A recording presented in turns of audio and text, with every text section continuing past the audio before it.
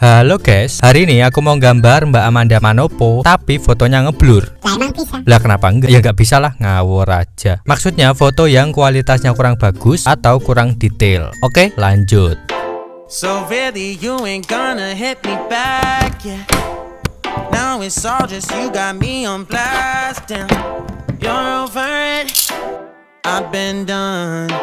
We're so toxic, can't get enough. Go and say it like I'm...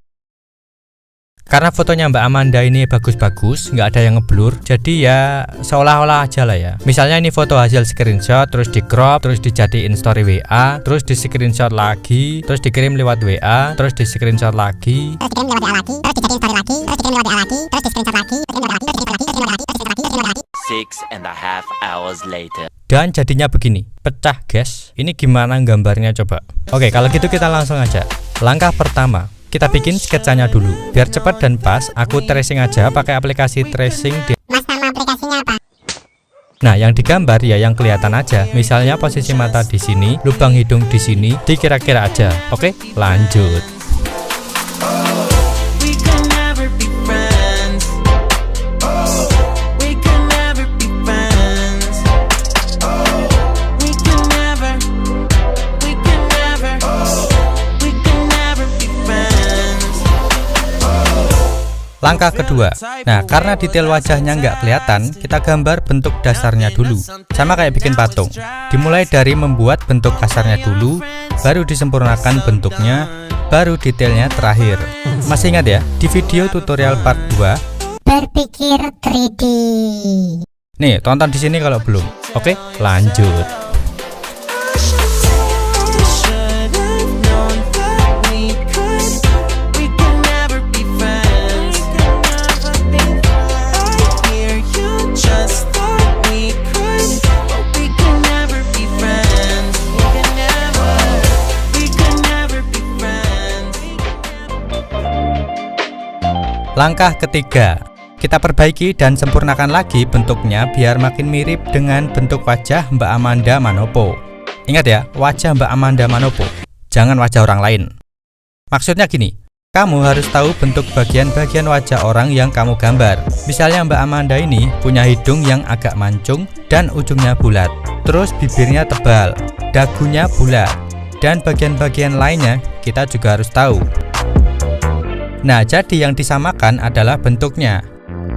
Kalau bentuknya nggak pas, misalnya hidungnya terlalu mancung, bibirnya terlalu tipis, dagunya terlalu lancip, jadinya nggak kayak Amanda Manopo ya, malah kayak Amanda Sopo iki ya.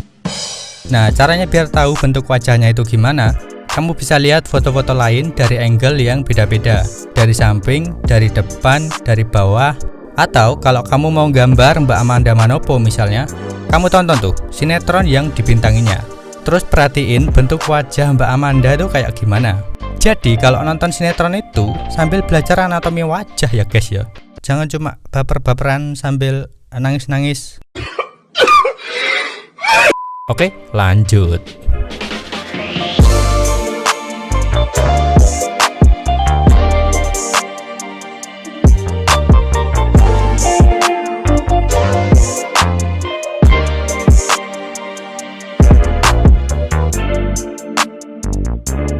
Langkah keempat, kalau bentuk wajahnya udah pas dan udah kelihatan mirip bentuknya, sekarang tugas kita menggambar sendiri detail bagian-bagian wajahnya. Karena detail di fotonya nggak kelihatan. Kalau aku sendiri biasanya pakai feeling plus pengetahuan plus improvisasi. Feeling dan improvisasi itu cuma tambahan. Yang paling utama itu pengetahuan. Maksudnya adalah pengetahuan tentang detail-detail wajah manusia pada umumnya. Contoh, bagian mata. Bola mata itu bulat, bukan datar. Jadi kalau gambar mata, jangan lupa kasih bayangan di pinggir-pinggirnya karena mata itu bulat, bukan datar. Contoh lagi, kelopak mata itu tebal. Jadi kalau gambar mata, jangan lupa kasih bayangan juga di bawah kelopak matanya karena kelopak mata itu tebal. Tapi nggak semuanya harus dikasih bayangan, tergantung pencahayaan.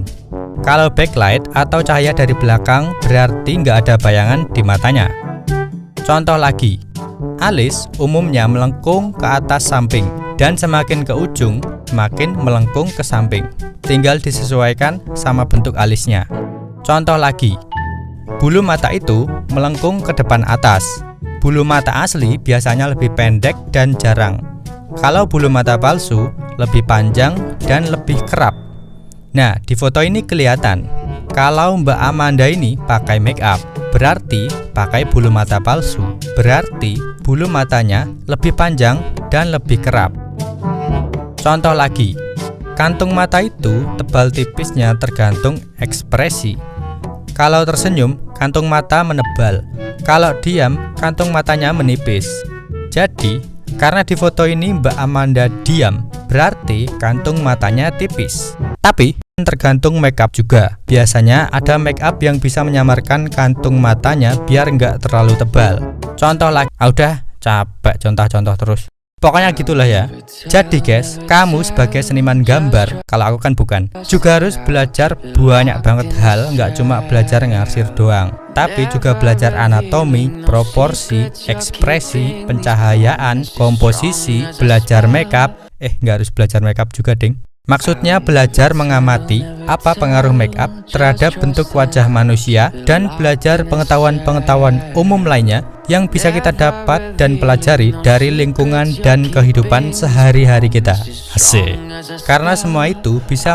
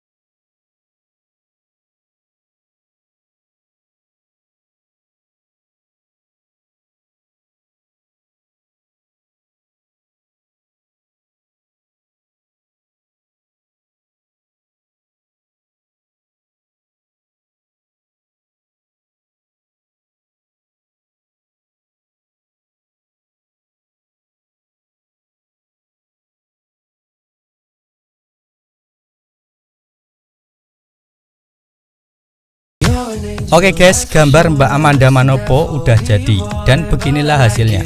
Tapi aku mau klarifikasi dulu sebelum dibully. Kalau sebenarnya gambar ini bohongan.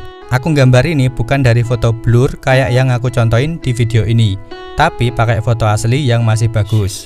Karena di video ini intinya aku cuma pengen ngasih tips yang biasanya aku pakai juga kalau dapat orderan foto yang kurang detail atau ngeblur. Dan aku pengen apa yang aku bagikan ini tersampaikan dengan jelas dan gak buang-buang waktu. Tapi kalau dianggap nipu penonton, gak sesuai aslinya, ya udahlah ya, namanya juga udah berusaha.